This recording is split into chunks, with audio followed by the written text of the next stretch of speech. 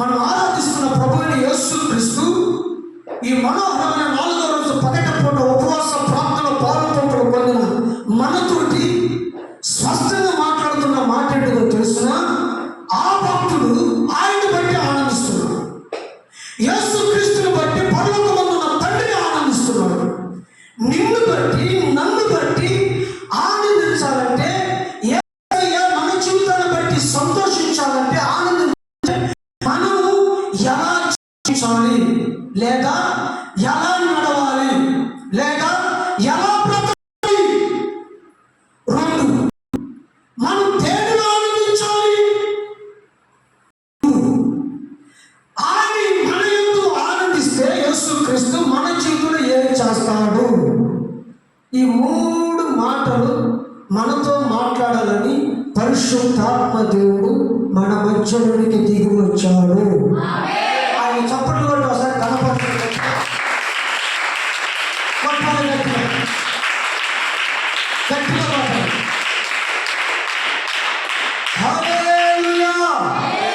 ఠకాఠకమని చెబుతాను, ఠకాఠకమని గుర్తుపెట్టుకోండి. ఆమేన్. మొట్టమొదటిగా యేసుక్రీస్తు మన జీవితంలో దేనిని బట్టి ఆనందిస్తాడు. మొట్టమొదటి పాయింట్ జాగ్రత్తగా గుర్తుపెట్టుకోవాలి. ఆయన మొట్టమొదటిగా దేనిని బట్టి ఆనందిస్తాడంటే, నీ క్రియలను బట్టి యేసుక్రీస్తు ఆనందిస్తాడు. చేతులెత్తి ఆమేనండి. మరొకసారి చెప్పండి. ఒక వ్యక్తి క్రియలు మీకు చూపిస్తా, కళ్ళకు కట్టినట్టు. నెహెమ్యా క్రియలు చాలా గొప్పవి.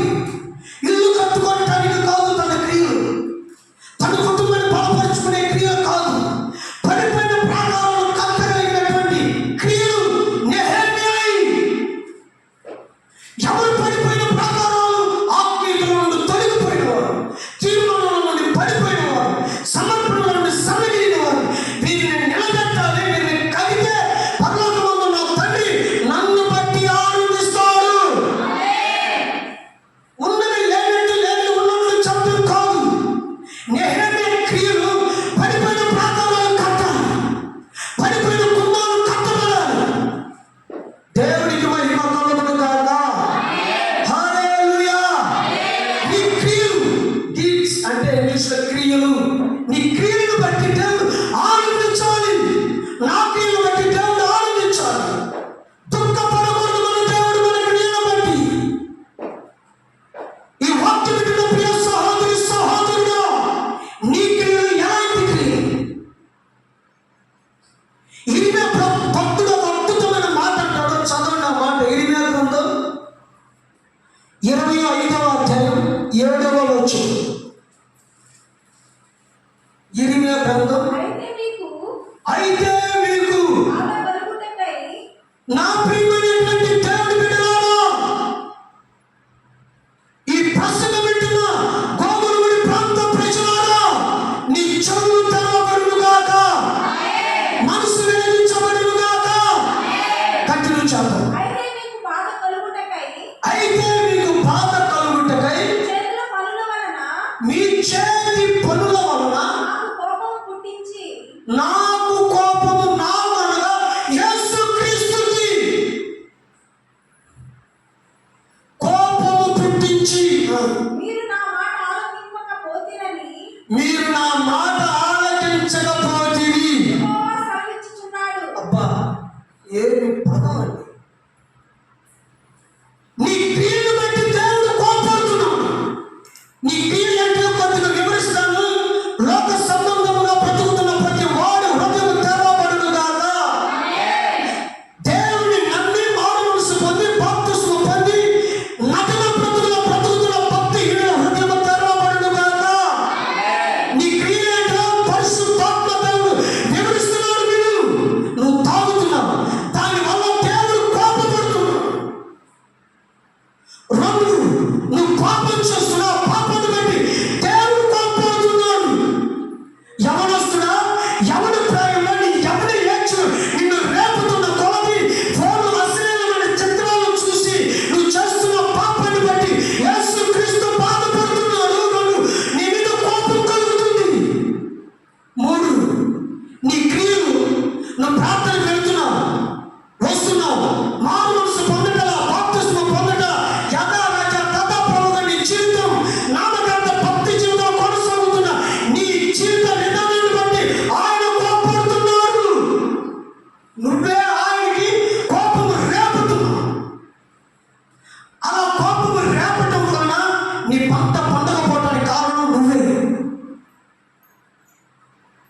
బలహీనత తగ్గకపోవటం కారణం నువ్వే.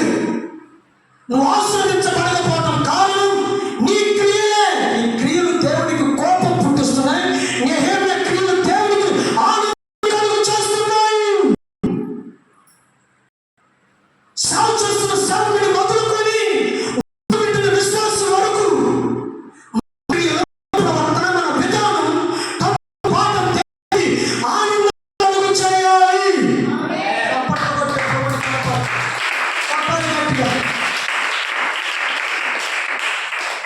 మోసం చేస్తున్నావు నువ్వు. నీ క్రియల వల్ల దేవునికి కోపం. నీకు భర్త ఉండగా మరొక భర్తతో అక్రమ సంబంధం పెట్టుకుంటున్నావే, ఇవే నీ క్రియలు, కోపం కలుగుచ్చే క్రియలు. ఎగతాళి చేస్తున్నావే నీ క్రియలు, ఇవి నీ క్రియలు. నువ్వు ఎగతాళి చేయటం బట్టి దేవుడు కోపడుతున్నాడు. రెండు, నువ్వు బూతులు మాట్లాడటం బట్టి, చిన్న పెద్ద చూడకుండా తోలనాడటం మాట్లాడటం బట్టి, తల్లితో భార్యతో కుమార్తెతో ఒళ్ళు కనరాకుండా నోటికి ఎంత పాటు అంత పాటు పడిన మాట్లాడుతున్న మాటలు నీ క్రియలను బట్టి దేవుడు కోపడుతున్నాడు. నీ క్రియ ఏంటిదో తెలుసునా? దేవుడు కాని దాన్ని దేవుడని మొక్కటమే నువ్వు చేసే భయంకరమైన పాపం. దీన్ని బట్టి సృష్టికర్త అయిన యెహోవా కోపపడుతున్నాడు. హల్లెలూయా.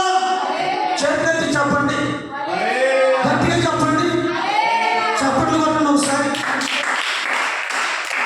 హల్లెలూయా. నీ క్రియలు బట్టి దేవుడు ఆనందించును గాక. మన క్రియను బట్టి దేవుడు సంతోషించును గాక. నెహెమ్యా క్రియను బట్టి దేవుడు ఆనందించాడు. మరొక మాట మీకు చూపిస్తా. రెండవ మాట, ఆయన దేన్ని బట్టి ఆనందిస్తాడో తెలుసిన? చదవండి, అద్భుతమైన మాట. మీ దగ్గర పరిశుద్ధ గ్రంథాలని తెరవండి. మీ దగ్గర పెన్ను ఉంటే ఆ మాట నోట్ చేయండి, చదవండి. ఇర్మియా గ్రంథం 9వ అధ్యాయం 24వ వచనం. అతిశయించువాడు తల్లిగా ఒక్కసారి నా వైపు చూడండి. అక్క చదివింది ఆ మాట మీరు చూడాలి, అక్కడ ఉండాలి. గమనించి చదవచ్చు వాళ్ళందరూ చదువురాని వాళ్ళు సేవకుడని నా వైపు చూడండి. అతిశయించువాడు దేన్ని బట్టి వాడు అతిశయించాలో తెలుసా? ఈ భూమి మీద కృప చూపుచు.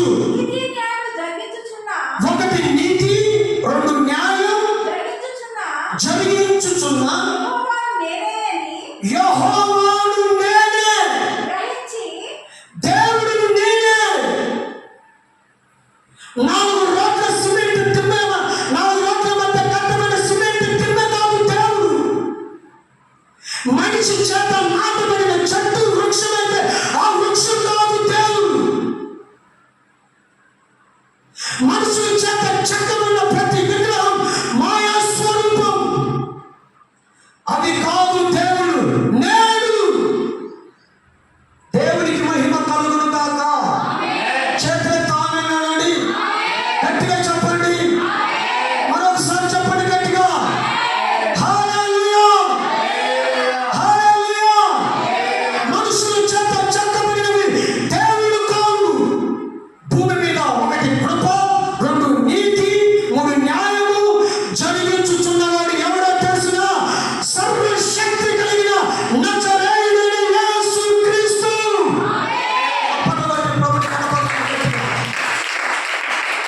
ఏంటిది కృప? సకాలంలో వర్షం కురిపించడమే కృప. నీ కుటుంబాన్ని, నీ పిల్లలను పోషించడమే కృప. నీ ప్రయాణాలలో, నీ రాకపోకల్లో కాపాడబడటమే కృప. ఎంతటి కృప! సురక్షితంగా ఈ రోజు నువ్వు ప్రతి పట్టగలుగుతున్నావు అంటే ఏంటిదో తెలుసిన? జీవము కలిగిన యేసు క్రీస్తు భూమి మీద చూపుతున్న మహాకృప. నువ్వు పుట్టిన కలిగిన ఈ భూమి అంట కృపతో నింపబడి ఉన్నది.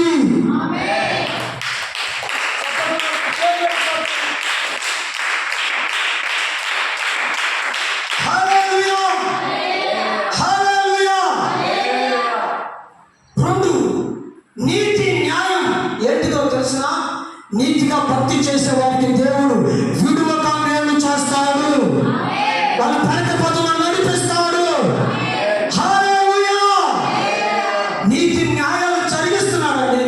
సూర్యుడితో, చంద్రుడితో, ఆకాశ నక్షత్రములతో, గాలితో, ప్రచండ వాయువుతో ప్రభువు మాట్లాడి వాటిని వాటి కక్షలో పెట్టి నీతి న్యాయాలు జరిగిస్తున్నాడు. మనిషి నీతి తప్పి బ్రతుకుతున్నాడు, న్యాయం తప్పి జీవిస్తున్నాడు. దేవుడు సృష్టించిన సృష్టిని ప్రభు చూపుతూ నీతి న్యాయం జరిగిస్తూ ఉన్నాడు. దేవునికి స్తుతి కలుగుగాక. ఆ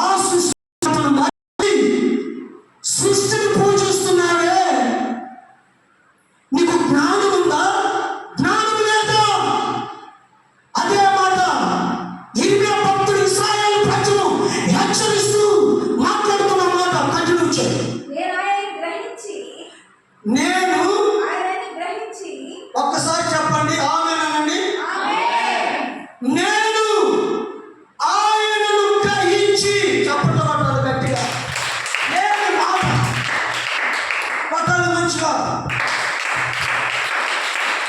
చెప్పండి. ఆయనను గ్రహించి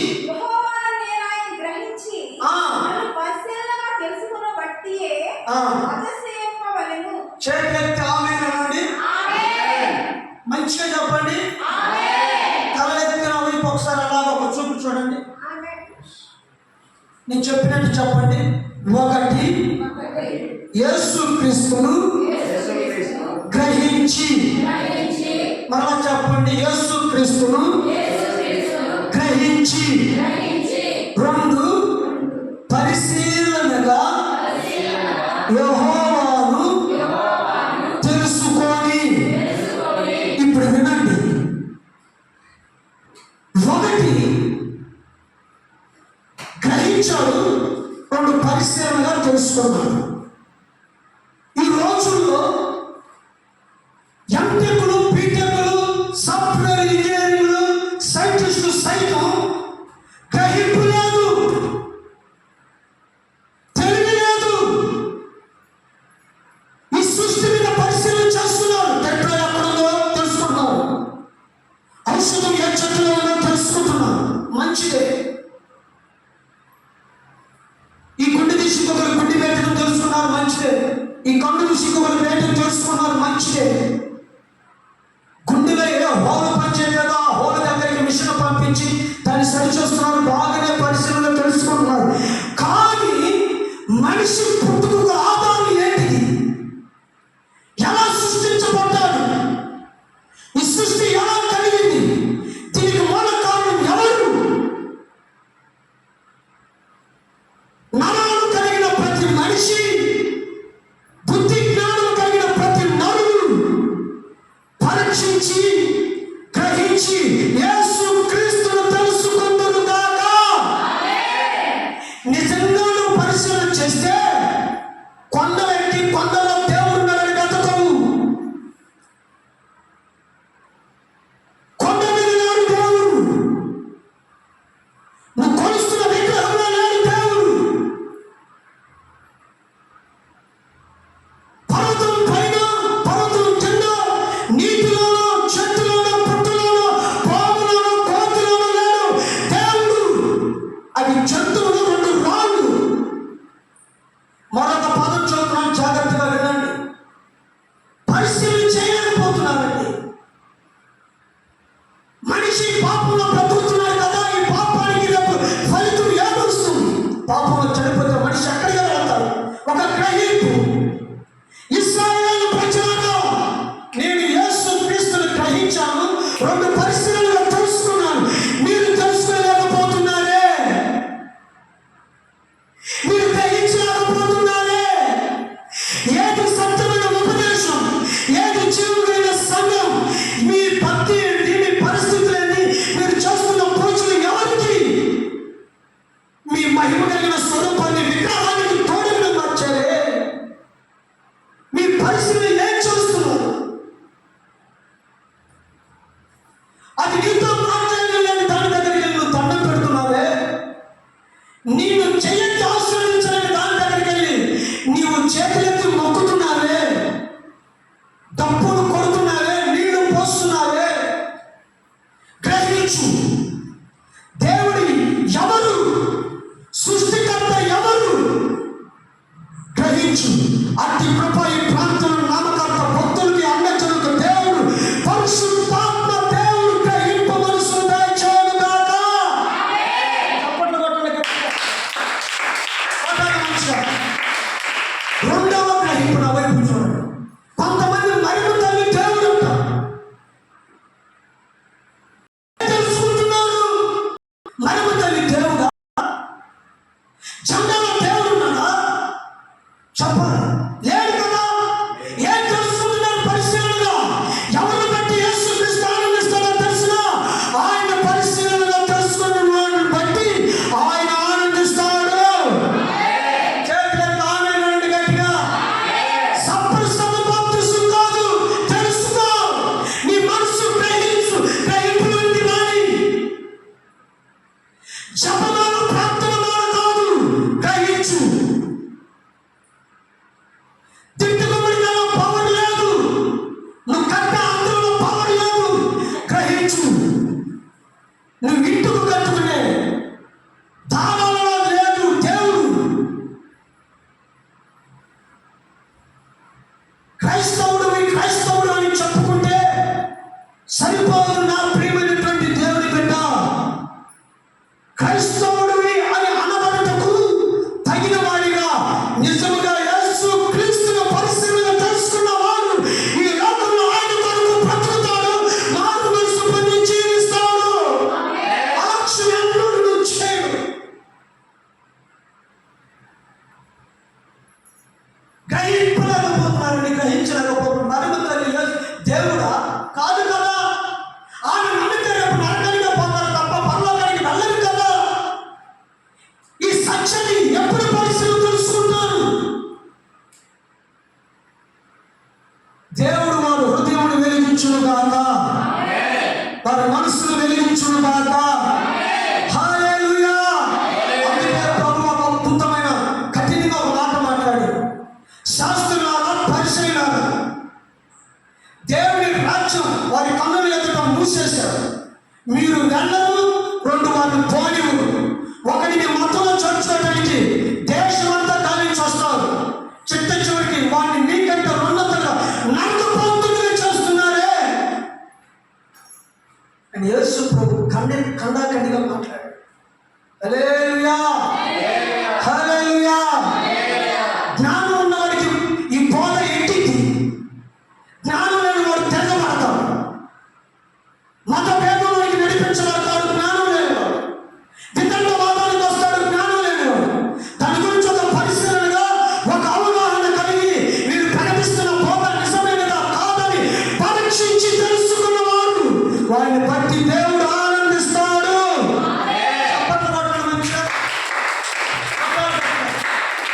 హల్లెలూయా, హల్లెలూయా. ఎంతటి కృప అండి మన దేవుడు ప్రజల మీద చూపిస్తున్న కృప. పరిశీలనగా ఆయన గురించి తెలుసుకున్నట్టును బట్టి, ఆయన గ్రహించుటను బట్టి యెహోవా ఆనందిస్తున్నాడు. చేతులతో మంచి ఆమేనండి. మంచిగా చెప్పండి గట్టిగా. హల్లెలూయా, హల్లెలూయా, హల్లెలూయా. అపోస్తలులు బోధిస్తుంటేనంట కొందరు సంఘటనలంట పౌలు శీలులు చెప్పు సంగతులు పరిశుద్ధ గ్రంథంలో అలా ఉన్నాయో లేవని పరిశీలనగా తెలుసుకున్నారంట. చప్పట్లు కొట్టున్నారు. హల్లెలూయా. గ్రహించు. 40 రోజులు భక్తిలో కాదు యేసు ప్రభు తాగుంది. శ్రమల రోజు ఈ రోజు పూలు పెట్టుకోకూడదు. మరి మిగతా రోజులు పెట్టుకోమని చెప్పాడు ఆయన. పెట్టుకోమని చెప్పాడా? యేసు ప్రభు నిన్న నేడు నిరంతరం పగలు రాత్రి ఒకేలాగా బ్రతికినవాడు. దేవునికి మహిమ కలుగును గాక. బిడ్డ, ఆయన నిన్ను చూస్తున్నాడు, పరీక్షిస్తున్నాడు, గమనిస్తున్నాడు.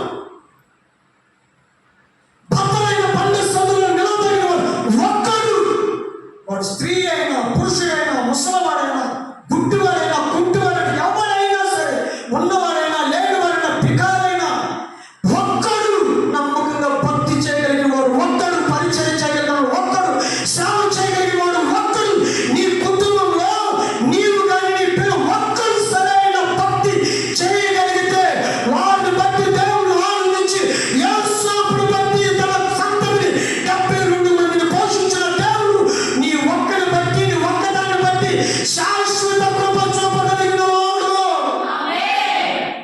కొట్టాలి.